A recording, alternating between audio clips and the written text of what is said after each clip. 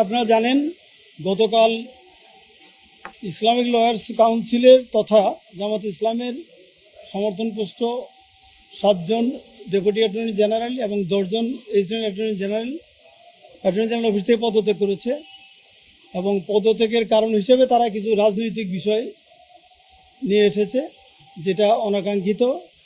এটা আমরা রাত্রে সোশ্যাল মিডিয়ায় দেখেছি, দেখার জন্য এটার প্রতিক্রিয়ার জন্যই আমরা মূলত আজকে আপনাদের সামনে দাঁড়িয়েছি। তো আপনারা জানেন বাংলাদেশের ইতিহাসে সবসময় অ্যাটর্নি জেনারেল অফিসের সহকারী attorney general, deputy attorney general, অতিরিক্ত অ্যাটর্নি জেনারেল এবং অ্যাটর্নি জেনারেল এই পোস্টগুলোতে যখনই সরকার পরিবর্তন হয় তখনই এই আইন কর্মকর্তারা স্বেচ্ছায় পদত্যাগ করে চলে যান। এবং এটাও দেখেছি যে ইভেন কি সরকার গঠনের আগেও নির্বাচন হওয়ার পরেই যখন দেখেছে যে অন্য দল ক্ষমতায় এসেছে, তখন সরকার দলীয় যারা অ্যাটর্নি জেনারেল অফিসের কর্মকর্তা ছিলেন, অ্যাটর্নি জেনারেল সহ, তারা পদত্যাগ করেছেন। তো আমাদের ইন্টারেস্টিং বিষয় হলো আমাদের যে বন্ধুরা গতকাল পদত্যাগ করেছে, ওনারা এই সরকারের অধীনে আইন কর্মকর্তা হিসেবে 4 মাস কাজ করেছে, বেতন নিয়েছে, সুযোগ সুবিধা নিয়েছে, পদ পদবি ব্যবহার করেছে। করার পরে গতকাল ওনারা 4 মাস পরে ওনাদের মনে হলো যে এখন তো আসলে পদত্যাগ করা দরকার অথবা রিমুভ হবেন। তো এই জন্য ওনারা রাজনৈতিক কিছু বিষয় নিয়ে এসেছে, যেটা খুবই অনাকাঙ্ক্ষিত। আমার কথা হচ্ছে ওনাদের এই বক্তব্যটা টোটালি পলিটিক্যাল স্ট্যান্ডবাজি, রাজনৈতিকভাবে প্রভাবিত, যেটা আমরা প্রত্যাশা করিনি তাদের কাছ থেকে। আর ওনারা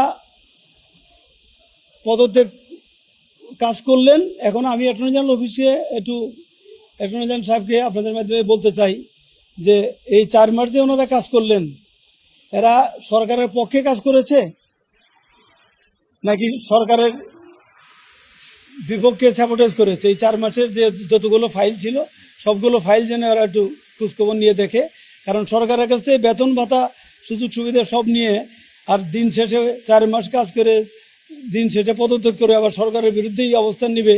এতে মনে হচ্ছে যে তারা অ্যাটর্নি জেনারেলের অফিসে সরকারের স্বার্থ রক্ষার জন্য তারা কাজ করেছে বলে আমাদের কাছে মনে হয়নি। কাজে সরকারের বিরুদ্ধেই মনে হয় কাজ করেছে। এই জন্যে রাজনৈতিকভাবে প্রভাবিত হয়ে এই সমস্ত ভিত্তিহীন অভিযোগ তারা এনেছে, যেটা অনাকাঙ্ক্ষিত। এবং এটা যে রাজনৈতিক উদ্দেশ্য প্রণোদিত, এটা তাদের বক্তব্যেই উঠে আসছে। কারণ তারা যদি সরকারের বিরুদ্ধে আচরণই করতো, তারা যদি সরকারের সুযোগ সুবিধাই না নিত, তাহলে সরকার গঠন হওয়ার পরের দিনই তাদের পদত্যাগ করে চলে যাওয়ার কথা। তা না করে 4 মাস থেকে এখন এসে পদত্যাগ করে ওনারা বিভিন্ন কারণে পদত্যাগ দেখাচ্ছে। এটা কি বলবো, আবারও বলি যে রাজনৈতিক স্ট্যান্ডবাজি। আপনাদের ধন্যবাদ। এখন এটা তো খেয়াল রাখার বিষয় না, এটা যার যার দায়িত্ব তার উপর অর্পিত।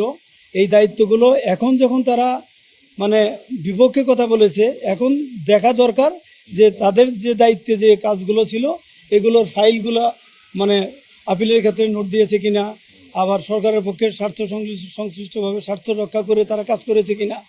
এটা তো অ্যাটর্নি জেনারেল অফিসে জানার কথা না যে ওনারা ভিতরে থেকে বেতন ভাতা নিয়ে সুযোগ সুবিধা নিয়ে সরকারের বিরুদ্ধে অবস্থান করবে। এখন অবস্থান করাতে আমরা বলতে চাচ্ছি যে সবগুলো বিষয় একটু দেখা দরকার।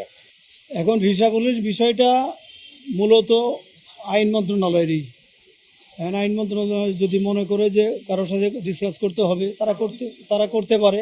না, এটা আইন মন্ত্রণালয় চাইলে ডিসকাস করতে পারে, কারণ আইন মন্ত্রণালয়ের মন্ত্রী তো এখানে প্র্যাকটিসিং লয়ার, উনি পুরোপুরি জানেন এখানে কার কী ভূমিকা ছিল, কারা কোন দলের ছিল।